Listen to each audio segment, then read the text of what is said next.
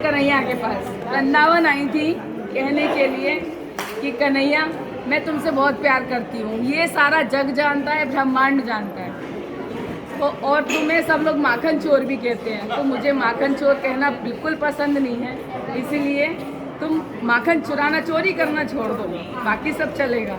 भगवान बोलते हैं मैं चोरी कहाँ करता हूँ, माखन मेरे यहाँ कमी नहीं है, पर भाव जिस भाव से मेरे को सखी बुलाती है मैं उस भाव से चला जाता हूँ। जिस दिन भाव रखना बंद कर देगी मैं बंद कर दूंगा। बोले नहीं आप माखन चुराना बंद कर दो, तो बोले ये तो नहीं हो सकता। तो राधा जी गुस्सा हो जाती है, हमारी राधा रानी जब गुस्सा हो जाती है तो वो रंगीली महल बरसाने चली जाती है। तो भगवान सोचते हैं सांझ ढले जब मैं बांसुरी बजाऊंगा तो आ जाएगी। आज गौधुली बेला हो गई, सांझ हो गई, ठाकुर जी ने बांसुरी बजाना चालू करा तो पत्तों ने हिलना बंद कर दिया, पेड़ पौधे एकदम शांत हो गए, यमुना की लहरों ने हिलना बंद कर दिया, शांत हो गई कि मेरे ठाकुर जी की बांसुरी सुनना है मुझे। सखियाँ सारी आ गई, ग्वाले सारे आ गए, गाय सारी आ गई, पर कृष्ण जी की निगाह अपनी राधा रानी को ढूंढ रही थी। बोले वो नहीं आई, ज़्यादा ही गुस्सा हो गई है वो, मनाने जाना पड़ेगा। और जब मेरे ठाकुर जी मनाने जाते हैं तो वो कन्हैया के भेष में नहीं जाते, वो कोई और दूसरा रूप रख के जाते हैं ताकि थोड़ा मस्ती मजाक कर सके अपनी राधा रानी से। कभी उसका मनिहारी का बना लेते हैं, कभी पंडित का बनाते हैं, कभी कुछ।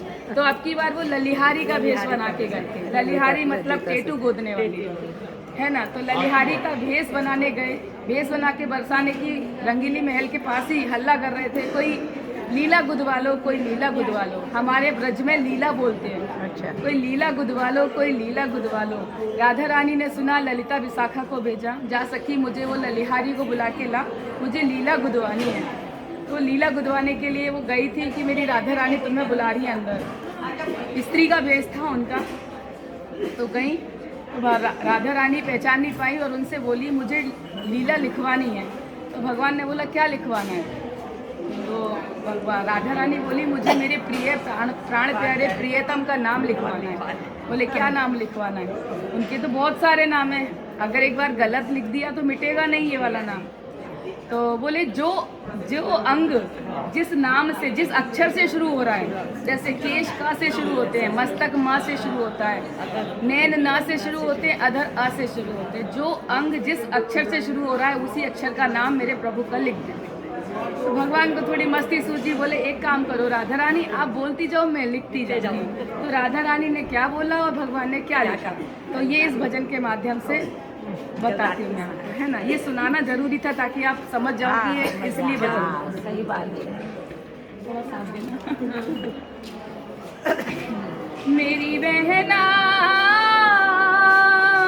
केशों पे कलमल हारी, मस्तक पे मदन मुरारी, लिख दे